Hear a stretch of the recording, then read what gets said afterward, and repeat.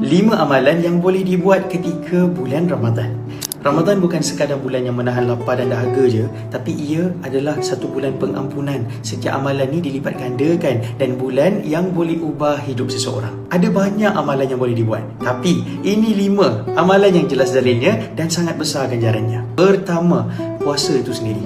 Rasulullah SAW bersabda, sesiapa yang berpuasa Ramadan kerana iman dan mengharap pahala, diampunkan baginya dosa-dosanya yang telah lalu. Perhatikan 2 perkara, kerana iman dan mengharap pahala. Bukan sekadar ikut kebiasaan masyarakat. Contohnya orang kata, oh bulan puasa dah dekat, puasalah, tak boleh minum, ikutlah.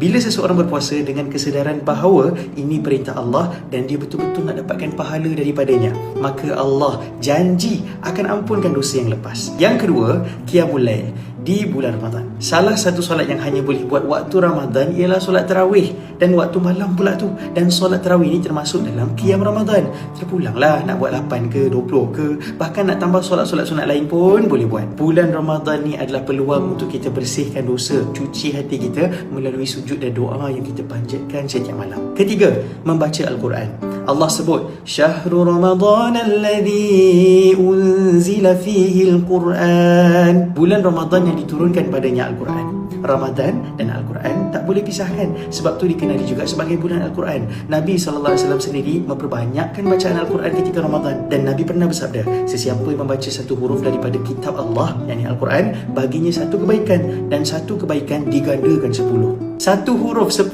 pahala. Bayangkan kalau kita baca satu muka surat setiap hari sepanjang Ramadan, bukan kecil pahala tu, besar. Banyak kan pahala Allah nak bagi? Keempat, memperbanyakkan zikir. Nabi SAW bersabda, kalimah yang paling Allah cintai ini ada 4. Subhanallah, Alhamdulillah, La ilaha illallah, Allahu Akbar.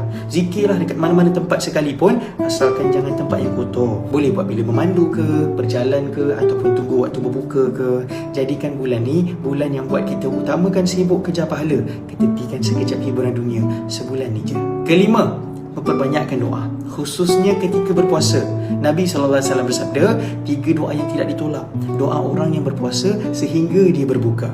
Waktu hampir berbuka ni adalah antara waktu yang mustajab doa. Gunakanlah beberapa minit sebelum azan untuk benar-benar kita berdoa. Minta ampun, minta agar Allah ni jaga iman kita. Mintalah apa-apa yang korang nak. Ramadan dah tak lama, sebulan je. Sebab amalan di bulan Ramadan yang kita rasa biasa, pahalanya luar biasa jika dilakukan dengan iman dan mengharap pahala daripada Allah Subhanahu Wa Taala.